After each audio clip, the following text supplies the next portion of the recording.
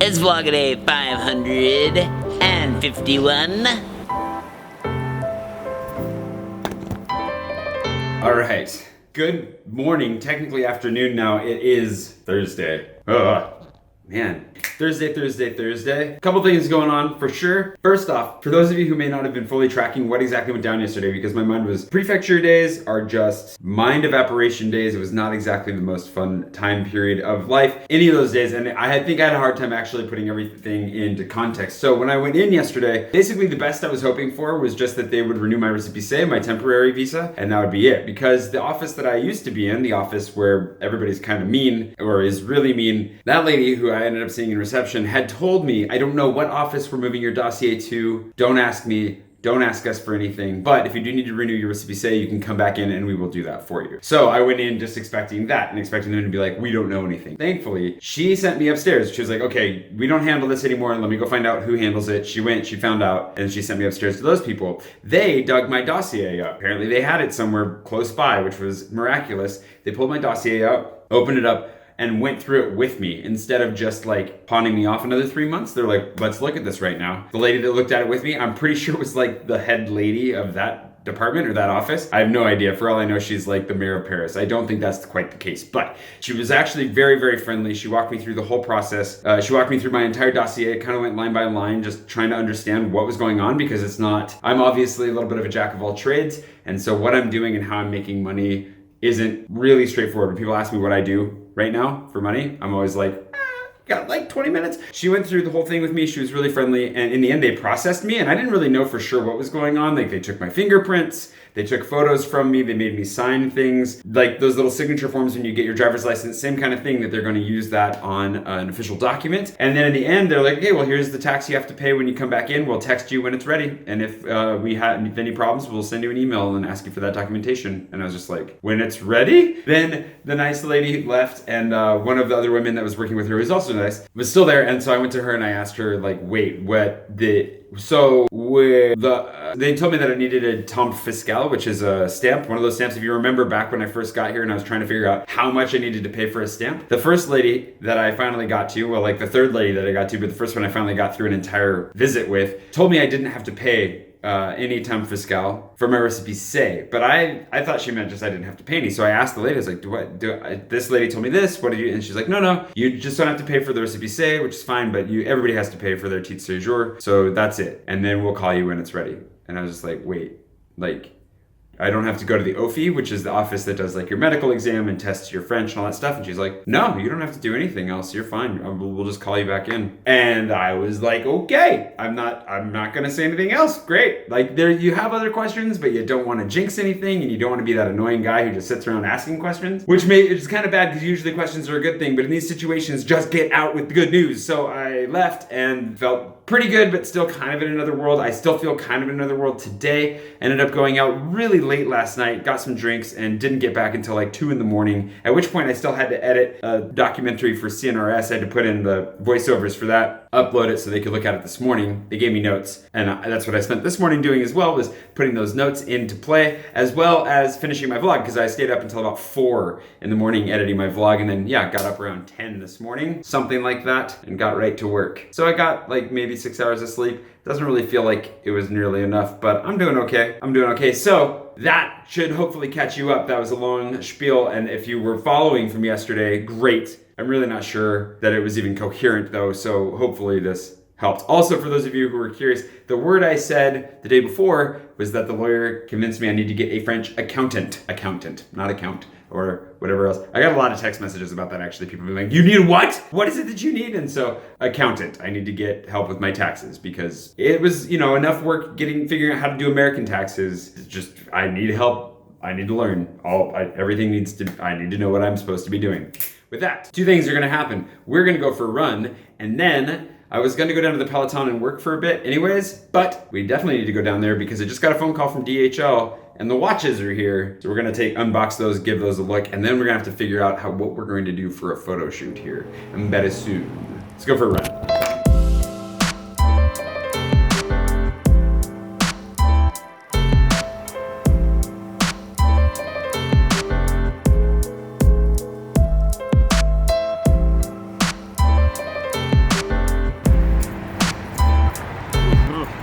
Hey, that's high. Hey there. 4 miles at an 8:43 pace, which isn't bad. These were fogging up a little bit as I went. It's good. I think if I run another 10K tomorrow or pretty soon, it'll bump my speed up again on top of that, but I'm staying consistently under 9 miles a minute, or 9 minutes a mile.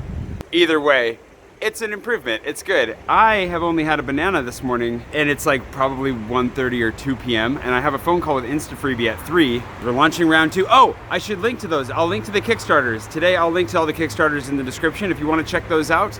Please do. If you find a book that you're interested in, it'd be great if you would back them. All of these authors are really, really cool. Really nice people that I've gotten to work with over the last couple of months. If you want to back them, go for it. I backed all of them, so that's just me. Anyways, lunch. Oh my gosh. I'm so hungry. I know you guys are sick of hearing me say that, but bleh. I was in a hurry and I grabbed some sushi, which was really good from the store. Ate that. Had my call with InstaFreebie, went super well. They're awesome. I love working with these guys. They're so great. And it's been so long since we've actually had a phone call, so I was really excited for that. So that's looking really promising. We're gonna be launching a second round of the pilot program, opening it up to 100 authors this time instead of just 10, so that they can go through our crash course on Kickstarter and then push them right out the door, and hopefully they launch. The Kickstarter campaigns that are running right now are across the spectrum, largely doing very well. And again, I'm gonna try to remember to link to all those below. Today's gonna be another like kind of condensed vlog, but the other thing that I was thinking about today was just how, like yesterday, I grabbed a drink with a friend, and that proceeded to like last the entire evening basically. But as we were sitting there at just our first drink and talking, and I just kept looking up at like the lights in this cafe over us. Outside was the river and just cars going by and people and everything that's around you. But the weird thing about it was it just felt like these glimpses that I was catching of the nearness of my future of actually being at home here. Because for those of you who don't know, in Paris, the reason I want to live in Paris, somebody left a comment yesterday saying like, don't you want to try other countries? To which I responded like, I've lived in 7 countries so far. Well, and it all depends on how you define lived, like how long you have to qualify that. But I have, I've been around a little bit. I feel more at home in Paris than I feel anywhere. It's not even about France. It's really so much about Paris as a city. I feel wildly at home here. That feeling of being at home here with the city doesn't correspond directly to feeling like I have come home, like I am home. Because that's what's been in limbo for the last year, basically, ever since getting my visa, coming here, fighting through this weird limbo, just trying to get settled. Sorry, the camera's trying to, I don't know what the camera's trying to do. But it's been a really long year, and it's been an uncertain year. It's been a stressful year. It's been difficult. I would say just before coming to France, really hit rock bottom in a number of ways. And even while being in France, hit rock bottom in a couple other ways. And then I'm steadily coming back out of that. And yesterday at the prefecture, as stressful as it still was, because it's just always stressful, sitting across the table from somebody who basically holds your future in their hands. Thankfully, I had a great experience with the lady that helped me, and I ended up, feeling great about the world by the end, mostly, although I was still like a little bit spun around, even though I'm that way today as well. Being in that place of limbo for so long adds its own levels of stress and uncertainty, and it keeps you from wanting to do stuff like build into the space that you live, right? Like to expand into it, to make it your own, because those are expenditures that could be gone and you don't even know. And sitting there in that cafe, I was just having these moments of being like, it's a really crazy transition of being like, this is home. Like, this is my place. This is my city. I am home. This is where I will be staying. And it completely changes the way you look at the world around you. And I don't know that I have the words to fully describe that yet, but I'll be thinking about it. And I hope to be experiencing it a lot more over the next few months. It's just such a good change. It's a good transition. It's a good difference to the way things have been. And it's starting to happen now. And I thought I would just make sure to chronicle that a little bit, because it's a really, for those of you who want to live abroad anywhere, I know a lot of you would love to live in France, maybe somewhere else. It is a long process, and it requires that you really want it. And I'm sure for some people, especially if you have a lot of money and you can afford lawyers and who knows what, you've got your loopholes and whatever else, it's probably a lot less stressful. But for somebody coming in, doing it on their own, without a job, like doing it based on the merit of their own projects, doing it based on the work that I'm just trying to do on my own, it's been a scrap. And I'm so grateful that I've scrapped along and that I put up with the stress and that I put up with I knew it'd be worth it. That was never a question. I was never going to quit. I was never going to give up. But at the end of the day, it's not something you can control. And all the hard work you put in and all the effort you expend, everything you put into it, the heart and soul of it is eventually going to be taken away from you, and it's going to be put in someone's hands. And that is what's super stressful about it, because you can't do anything about it. And of course, you do your best not to worry. I, for the most part, didn't worry about it that much right up until like the night before kind of thing. And even then it wasn't that bad. It's more that I'd had too much coffee that day. But with all of that comes a long road. And I've been here for almost a year, and that's how long it's taken me to get to the point where I think I'm going to get my carte séjour. And it's probably going to be another 2 months before I find out, oh good, they have it. It's crazy. Anyways, this has been a madhouse couple of days. Tomorrow, I'm going to get back on top of a few things, including with Patreon. Patrons, the $10 patrons have all voted for the postcards that they would like to receive. So I'm going to order the postcards tomorrow, I believe. I'm going to have to do the math to actually figure out how many people qualify for those, and then I'll order. There's going to be some left over at the top, I'm sure. So for those of you who wanted to jump in and grab a postcard, now is your chance. If you do it now, it's going to affect the total number of postcards that I order. And if you wait till after I've ordered them, then there's going to be a limit on how many people can actually jump in and still get those. So if you're thinking about jumping in, jump in now. Obviously, there will be links below to Patreon.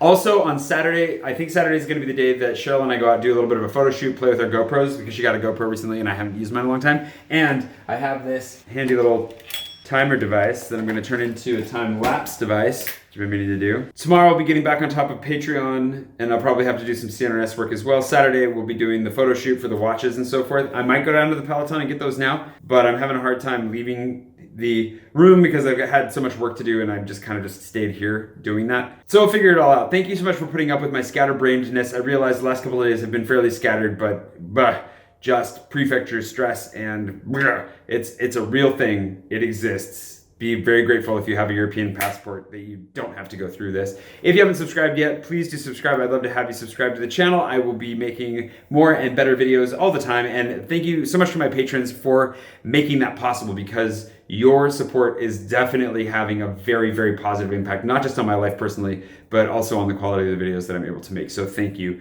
so very much for being a part of that. I really, really appreciate you guys. I really appreciate all of y'all. I need to go find more food. I'm really hungry and tired. That's gonna be it for today. I'm gonna be good about it. I'm gonna say, that's enough. Cut to something interesting. Please subscribe.